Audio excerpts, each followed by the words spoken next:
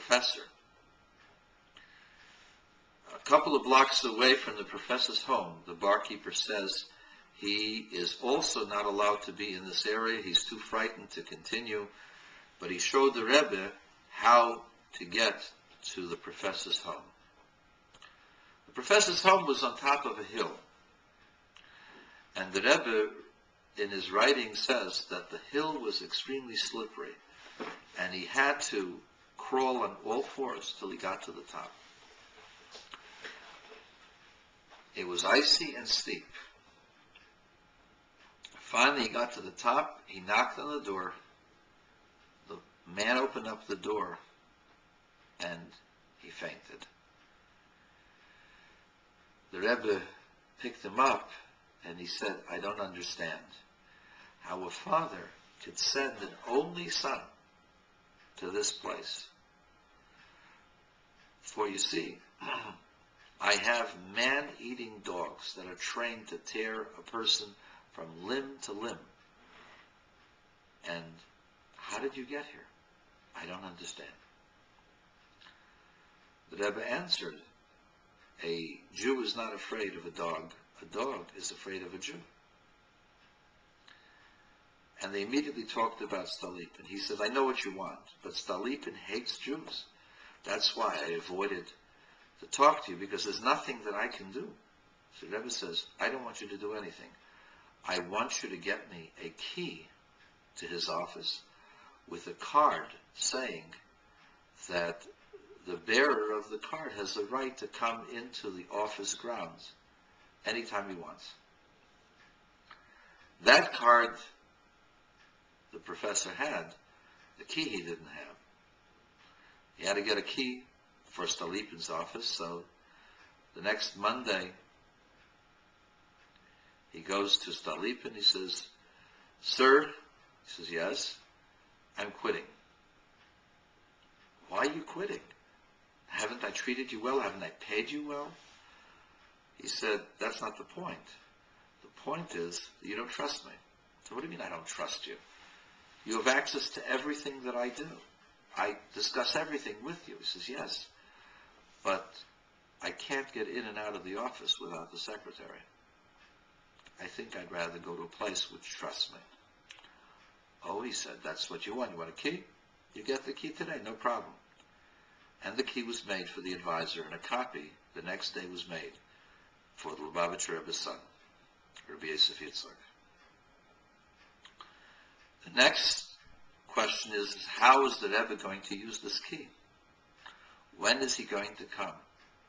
Well, Stalipin had the drafts of the legislation passed on Friday, and on Monday morning, the next Monday morning, Stalipin was going to sign those enactments to restrict Jewish livelihood to an extreme.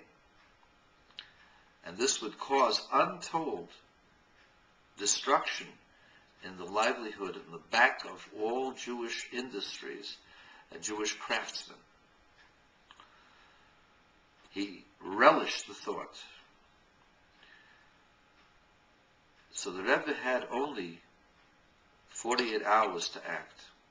What did he do? Saturday night, Motzei Shabbos, Russians are notorious for getting drunk. Sunday morning, 6 o'clock in the morning, saw the Rebbe going out into the government areas. There was one guard or so. The Rebbe flashed his card. Man looked at it, nodded, let the Rebbe go. The Rebbe had the keys to every door, including the door to Stalipin's office.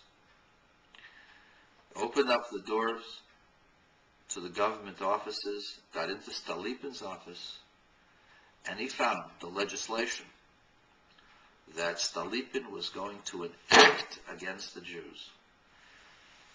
In those days, the officials had 3 piles. They had a pile for legislation to be reviewed. On one side, he had a pile that he had signed, and the other side a pile that he had written invalid, stamped invalid, and rejected.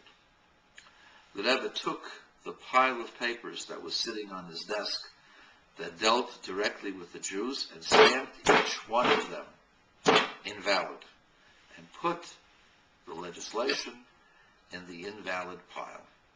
The Rebbe then turned, closed the office, walked out the door. Stalipin's secretary would come an hour before her boss and would take care of all the things that had to be taken care of. One of which was the tidying up the room and getting rid of the papers that were unnecessary. The papers that had been stamped Friday invalid, she took into the Russian archives and threw them away. Stalipin came at 10 a.m. that morning ready to sign the anti-Jewish enactments. To his shock and dismay, they weren't there. He realized they must have inadvertently been put into the invalid pile, and the secretary, not realizing that, had thrown them away.